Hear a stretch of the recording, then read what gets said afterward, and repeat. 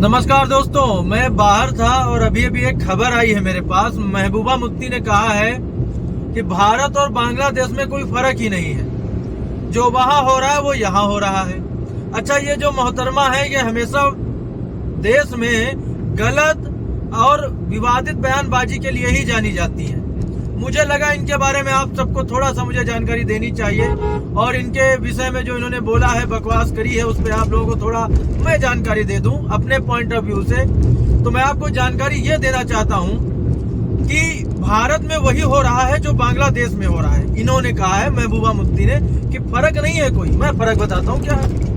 फर्क ये है कि वहां पे जो क्या बोलते हैं कि वहां जो बांग्लादेश है वहां पे जो कम तादाद में समुदाय है वो मारे जा रहे हैं, उन्हें काटा जा रहा है, बहन बेटियां उनकी उठाई जा रही हैं, उनके ऊपर अत्याचार हो रहा है। वहां की जो सरकार है वो पूरी तरह से कट्टरपंथियों के साथ मिलकर जो माइनॉरिटी लोग हैं, जो हिंदू हैं, वहां पर उनके ऊपर अत्याचार की सीमाएं पार कर चुकी है। कोई कमी अब अत्याचार करने में रह ही नहीं गई है। तो सबसे बड़ा फर्क है ये। और भारत में क्या हो रहा है, भारत का भी मैं बता देता हूँ। भारत में जो बहुसंख्यक लोग हैं, ठीक है ना, वो सब्र का घूंट पी रहे हैं, क्योंकि जो अल्पसंख्यक लोग हैं वो क्या कर रहे हैं, वो पत्थर चलाते हैं। कश्मीर में भी यही होता था ना। महबूबा मुफ्ती ने नहीं देखा है क्या? अंधे होकर के कुछ भी बयानबाजी भारत के खिलाफ, भारत की तुलना बांग्लादेश से करेंगी। अब ये इनकी इतनी हिम्मत हो गई है, ये भारत की, हमारे भारत की तुलना बांग्लादेश से करेंगी।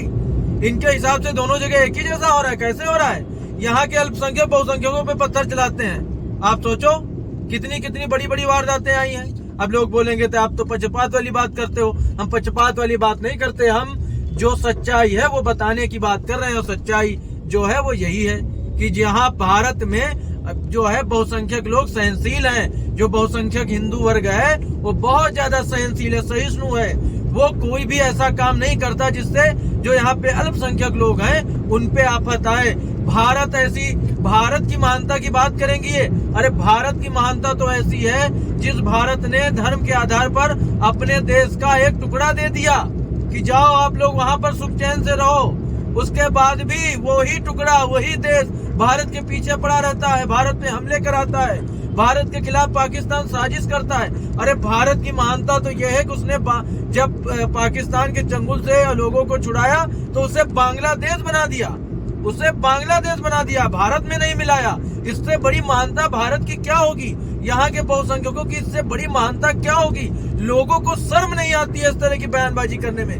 महबूबा मुफ्ती जैसे लोग केवल बांटने की राजनीति करते हैं और वोट हासिल करते हैं केवल बांट करके लोगों को।